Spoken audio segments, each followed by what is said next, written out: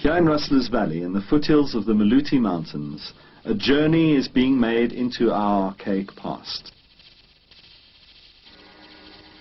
An eclectic group of people have gathered to remember and reflect on the spiritual teachings of the earliest human societies. They're also here to compare notes from the incredible journeys they have made with sacred plants and to consider an extraordinary theory. Hallucinogenic plants may have been the catalysts for everything about us that distinguishes us from higher primates, for all the mental functions that we associate with humans. Our society, more than others, will find this theory difficult to accept because we have made pharmacologically obtained ecstasy a taboo. Like sexuality, altered states of consciousness are taboo because they are consciously or unconsciously sensed to be entwined with the mysteries of our origin, with where we came from and how we got to be the way we are. Such experiences dissolve boundaries and threaten the order of the reigning patriarchy and the domination of society by the unreflecting expression of ego. Since the beginning of human culture, hallucinogenic plants have been used as tools to expand consciousness and explore a wide variety of mental, physical and spiritual states, alternate realities and alternate ways of perceiving the world. The traditional healers, or shamans, of early gatherer-hunter societies used them to access visions and heal. In his book, The Wondrous Mushroom, Gordon Wasson says, in his trance, the shaman goes on a far journey, the place of the departed ancestors, or the netherworld, or there where the gods dwell. And this wonderland is, I submit, precisely where hallucinogens take us. They are a gateway to ecstasy. Shamans see these plants as living intelligences, allies and guides. But shamanism is primarily a technology for the production of ecstasy. And ecstasy is this extremely intense human experience that combines elements of terror, orgasm, wonder, and fear, transformative efflorescence, and awe. It's a very unusual state. It's possible to go from the birth canal to the grave and never touch ecstasy. Sex delivers facts, but not the terror, not the awe, not the self-displacing wonder that comes from the psychedelic experience or defeating some enormous enemy in physical battle or surviving a landslide or something like that. Usually we achieve ecstasy in extraordinarily extreme conditions. The exception is plants, which can lead you there gently over an hour and a half and bring you back gently 5 hours later.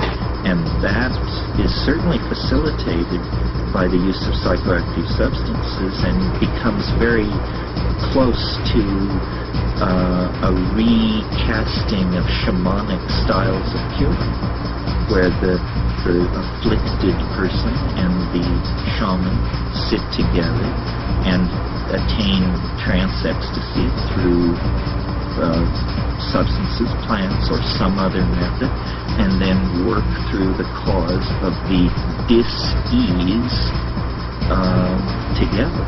Some people, like the researcher, author, and radical historian Terence McKenna, believe that these plants may even have been responsible for the birth of human culture itself. Here in Africa, the ideal condition existed for the growth of what may prove to be a missing link, the psilocybin mushroom. It has to be a mushroom because it happened in grassland. It happened in Africa. It happened in the presence of activity. Only psilocybin presents itself as this low-dose light. Psilocybin specifically activates the areas of the brain concerned with processing signals. A common occurrence with psilocybin intoxication is spontaneous outbursts of poetry and other vocal activities such as speaking in tongues. Researchers familiar with the territory agree that psilocybin has a profoundly catalytic effect on the linguistic impulse. Psychedelics are so eerie and suppressed.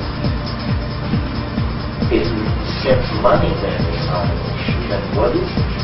Well, I think it's that they pose a threat to the cultural elite. That cultures are in the business of selling some kind of complex rap, which they call our cultural identity, to whatever captive population they're trying to screw up. You do not have to be a sophisticated chemist or enter the world of street drugs to access the mushroom. Magic mushroom growers that show you how to do it on rye in canning jars. And this has transformed many a household.